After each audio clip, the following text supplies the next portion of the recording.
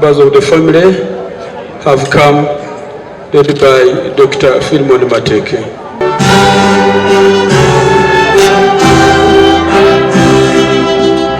Omukoro gwo kushendekereza omugenzi Sarah Mateke gwakorera omu kishaayi ekyanya Kabingo kandi abebembezi bahamiza abaziiki oko batoriine murumuna wa Sarah Mateke orikumanywa nka Ruth Nyiraneza okumuzumbijere. So that she can complete that part and the rest will follow next time.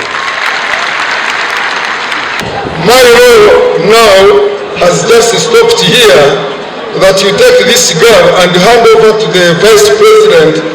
You go and tell Museveni that you will not come here to protest. I will give you a last as we invite the Minister of State of Defense for her speech. Okutoranwa kwa Nyiraneza kwayakirwa abebembezi abahika aha mukoro ogu. This is going to be the first of its kind. We have been losing members of parliament, but we have never received somebody to replace a member of parliament unopposed. What Sarah has done, what the father has done, what the family has done is what has made these people to take this decision, and the council made the decision and the whole district has accepted.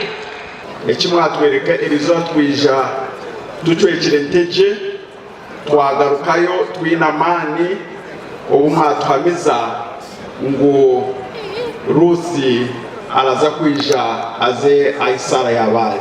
Bitwe Dr. Chris Baryomunsi yayerekana bija kuratira engendero ya NRM okutora norazombijere bya Sarah Mateke. Any other person who has the interest, because NRM believes in democracy, then through that NRM conference we shall concretize, but we have no problem with you, the people of Kisoro, saying Madam Ruth Mateke becomes the next member of parliament.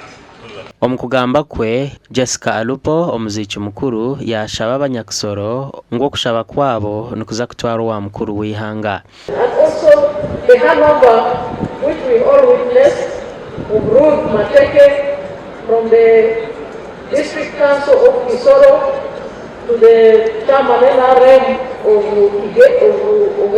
Western Uganda to High Excellency the Vice President.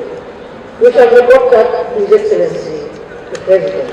Abaziiki batara bamwe na bamwe basima Mateke ahabo kwetwaza kurungi omu bantu n'okukorera entunguuka.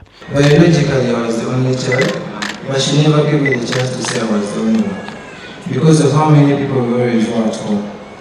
Losing her feels like a part of us is missing, but we are comforted by the great love and care she showed to us all. My mother was a generous woman and God-fearing.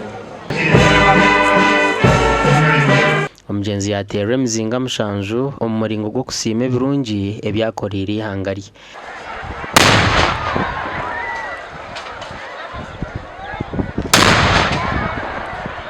Gasha kwa Job Namanya omuri Kisoro.